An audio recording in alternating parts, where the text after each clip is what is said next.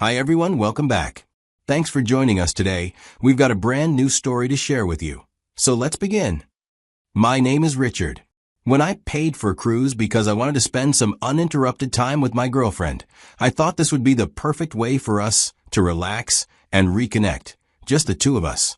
But instead of getting that peaceful, romantic experience I had in mind, I got blindsided as my girlfriend had gone behind my back and secretly downgraded the cabin I paid for and used the money to upgrade her friends' rooms. Friends she invited without my agreement. She never expected me to do what I did next. But I did. I responded in a way that showed her and reminded myself exactly what I will and won't accept. My girlfriend, Andrea, and I were together for 3 years. We met through a mutual friend at a casual dinner gathering. But from the moment Andrea and I were introduced, the connection was almost instant. You know how sometimes you meet someone and the conversation just flows like you've known each other for years? That's how it was with her. We talked most of that night. What really pulled me toward Andrea was her energy. She was lively, confident, and never ran out of things to say. She would tell me after that what drew me to her was how I listened. She had people in her life who made her feel invisible, who brushed off her opinions or acted like her feelings were too much. With me, she said she felt seen. That meant a lot to me. I think we both found something we needed in each other. After that night, we stayed in touch. Texts turned into calls. Calls turned into meetups. And within 3 months, we were officially dating. The beginning was exciting, like most relationships are. It wasn't perfect because no relationship is, but it felt worth building on. About a year into our relationship, Andrea made a big decision. She quit her corporate job to focus on starting her own freelance agency. I supported her fully. I admired her ambition, even though deep down I worried about the risks. She was confident she could make it work, and I believed in her enough to stand behind her choice. But as time went on, the agency didn't take off as quickly as she'd hoped. Clients came in slowly. Money was tight. Eventually, she asked if she could move in with me to save on rent while she kept building the business. I didn't hesitate. I told her yes. From that point on, we started sharing not just space, but everything else: bills, chores, routines, and more emotional weight than before. And while things weren't always smooth, I chose to stay because I genuinely cared for her. I saw the best in her, even when her flaws showed up. Andrea could be difficult sometimes. She's the kind of person who wears her emotions right on her face. You never had to guess how she was feeling. She'd let you know, loud and clear. If something upset her, she reacted fast. She's what people would call a hothead. Arguments with her could start over something small and simple, and suddenly it felt like we were having a courtroom debate. The thing is, she didn't like being told she was wrong, even when she knew deep down she was. She'd argue her point hard, and if I tried to explain my side, she'd either double down or go quiet, but rarely would she say the words, "You're right, I was wrong," but I believed in growth. She said she was working on it, and she didn't want to be so defensive all the time. I trusted that effort, because when she wasn't arguing or shutting down, Andrea was genuinely fun to be around, full of opinions and ideas. You could never call her dull, that's for sure. And even when we disagreed, I never doubted that she had a good heart buried under the attitude. She used to say things like, "Without me, your life would be one big nap." And I'd laugh, because she wasn't entirely wrong. I'm not the type who lives for parties or spontaneous group hangouts. I like peace. I like routine. A good evening for me is ordering takeout, putting on a show, and just sitting with someone I care about, talking about anything or nothing. Andrea, on the other hand, thrived on movement. Brunches, late-night drinks with friends, weekend road trips. She liked noise, people, attention. It's how she recharged. The exact opposite of how I recharge. That difference between us created tension sometimes. She'd make comments, half joking, but not really, like, "Why don't you ever want to go out?"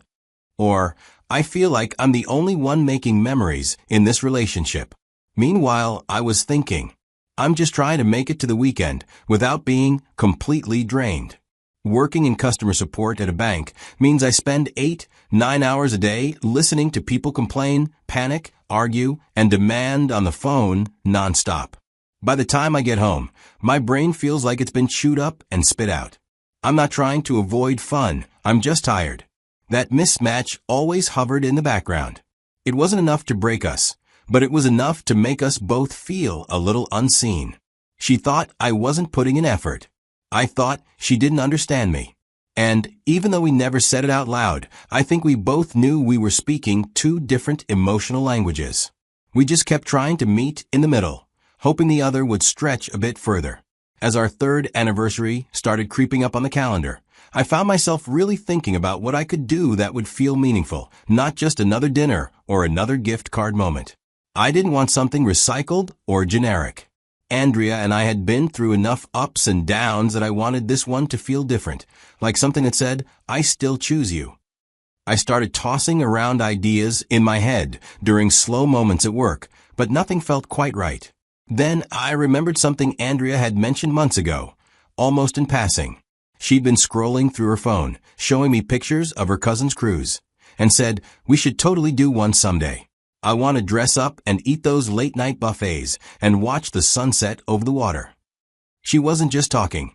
Her eyes lit up when she said it.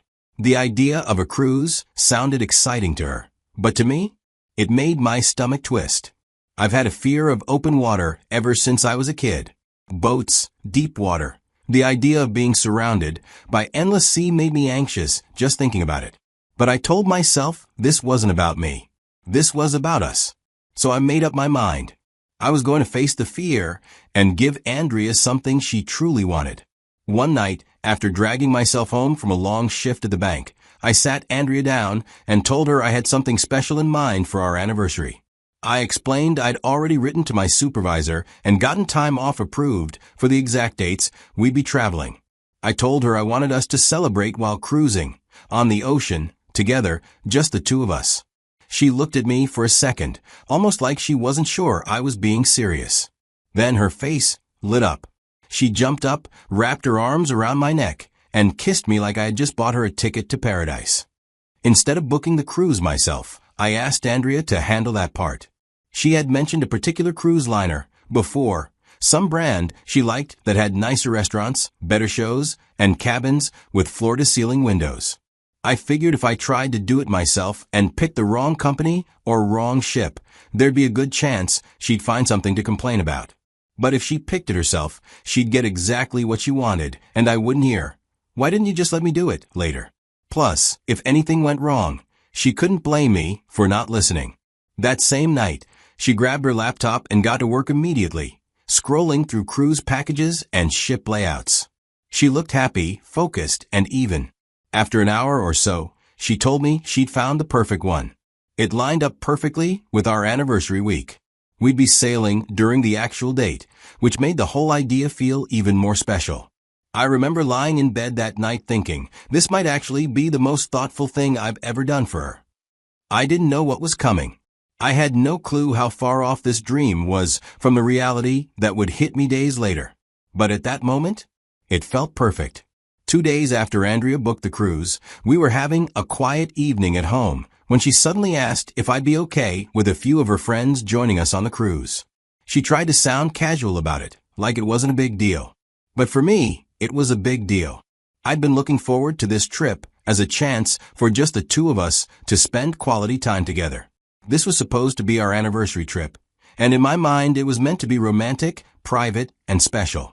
So when she asked, I didn't hide how I felt. I told her honestly that I wasn't too keen on the idea. I reminded her that I planned this with us in mind. She looked at me for a second, kind of unreadable, then shrugged and said, "It's just an idea, don't worry about it." And that was that, or at least I thought it was. I really believed the issue had been dropped as Andrea didn't mention her friends again. I figured we were back on the same page. But just a few days before the cruise, we got into a serious argument, one that hit deeper than usual. I won't go into all the details, but it was about something she did that crossed a line for me. I felt disrespected, plain and simple. I tried to explain why I was upset, but she didn't take it well. Instead of working through it, she shut down, acting cold while being distant. For the next few days, our conversations were dry and robotic, where nothing real was being said.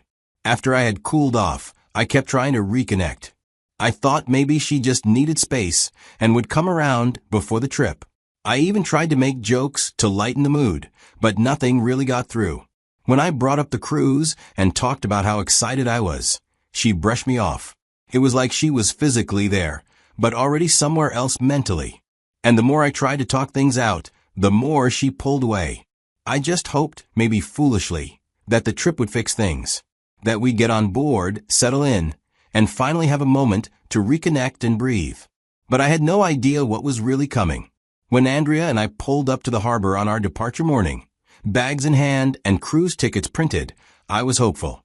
I've always had a fear of water, but more than anything, I was looking forward to us spending some real, uninterrupted time together. Now, the check-in area was packed. People everywhere, families, couples, cruise staff shouting directions. It was a bit of a madhouse. Andrea seemed strangely in control, though. The moment we walked in, she rushed straight to the counters. She didn't say much, just handed me my bag and said, "I'll sort things out." I didn't think too much of it at first. Maybe she wanted to handle the details. She can be particular like that. But when one of cruise staff finally handed me my key card, and I looked at the cabin number to see the type printed on it, interior room, I knew something was about to go wrong. She gave me the key to a small space with a bed, tucked away in the middle of the ship. I was confused.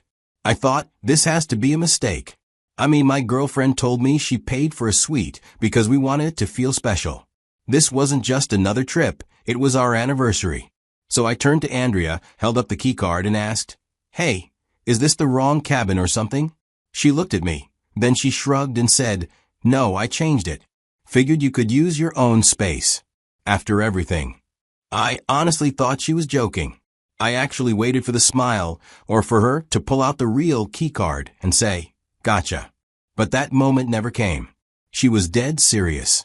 And then I noticed her friends by the entrance, dragging along their suitcases. That's when I made sense of what was happening. Not only did she change my cabin, she actually invited the same friends I told her I didn't want tagging along. And to make it worse, I would figure out they were staying in ocean view rooms, and I was supposed to just accept being shoved into a windowless box on the lowest deck? I felt like someone had pulled the ground out from under me.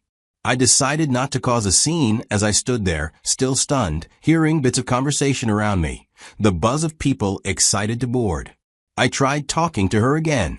I said, "Andrea, we're supposed to be celebrating together. Why would you do this?"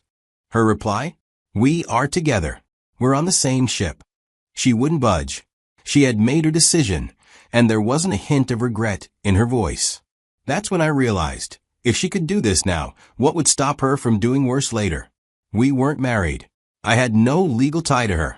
And clearly, she felt no emotional connection to me anymore. So I made a choice to pick up my bag, turn around, and walk straight out of that terminal. I didn't even look back to see if she noticed. I wasn't sure if she did. And in that moment, I didn't care anymore. As soon as I got to the parking lot, I blocked her number. Blocked her on social media. I shut down every possible way she could reach me while she floated off for 2 weeks with her friends on a cruise I paid for. I didn't want to hear excuses or fake apologies. I just wanted peace. And that was the day I chose myself. I knew exactly when Andrea would be coming back from the cruise. I still had the calendar reminder on my phone, so I used that time while she was away to get things in order. I wasn't confused about how I felt. I went through the apartment and packed up everything that belonged to her in boxes. I placed the boxes neatly in the garage, not out of spite, but because I wanted things to be clean and clear when she got back. Then I changed the locks on the doors because she had spare keys to the house. I didn't want her walking in like nothing happened. When she finally showed up, I was home. I heard her trying the key. A pause. Then knocking. I didn't open the door. I spoke through it, calm as I could. I asked her plainly, "Did you enjoy the cruise alone?" There was silence for a second. Then her voice came, sounding angry, asking why I'd left without saying a word, why I didn't tell her, why I blocked her. I let her talk. Then I told her just as calmly, Andrea, there's nothing else to talk about. We're done. Go wherever you plan to go after your vacation. You're not coming back here." At first, she got louder, defensive. Then her tone changed when she found out I was dead serious about things being over. She started begging, said she just wanted to talk, that we should at least sit down like adults. But I wasn't interested in dragging it out. I told her again, "Andrea, we're not doing this. This isn't a debate. The decision's already made." She stayed outside for a while, thinking maybe I'd open the door if she waited long enough. I didn't. Eventually, she left. A few hours later, she called me using a friend's phone. I answered. She asked how we were going to settle things. I told her there's nothing to settle. I'd already packed her things, and all she needed to do was choose a time to come and get them. That was it. She eventually picked a day, and I gave her a time. When she showed up on that day, I opened the garage for her and stayed by the door while she walked in. She didn't say much as she occasionally looked at me, like she didn't recognize the version of me that wasn't taking her back, like she was still trying to figure out how serious I was. But I didn't flinch or smile. I just waited quietly while she loaded her things into her car. She left without another word. After the breakup, I thought things would slowly fade into silence. But when I run into mutual friends, they end up asking the same thing in different ways. What happened between you and Andrea?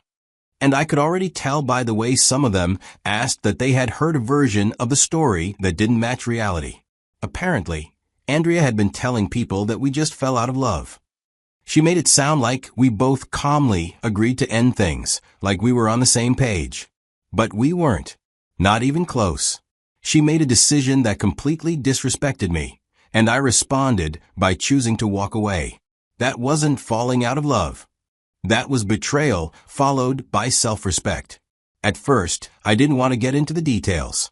But the more I stayed quiet, the more I realized how easy it was for people to believe her version, especially since she got ahead of the story.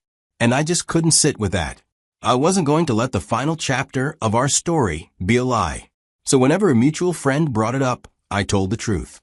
I told them how I had paid for a cruise so we could celebrate our anniversary together. How Andrea, behind my back, downgraded the cabin I paid for just so she could upgrade the cabins of friends I never even wanted on the trip. I explained how she did it without telling me, and how she expected me to play along. And I told them that when I realized how little she respected me, I chose to leave. Some people were shocked. Some apologized for assuming things. But I didn't care about their reactions. I wasn't sharing the truth to convince anyone to take my side. Thank you for watching.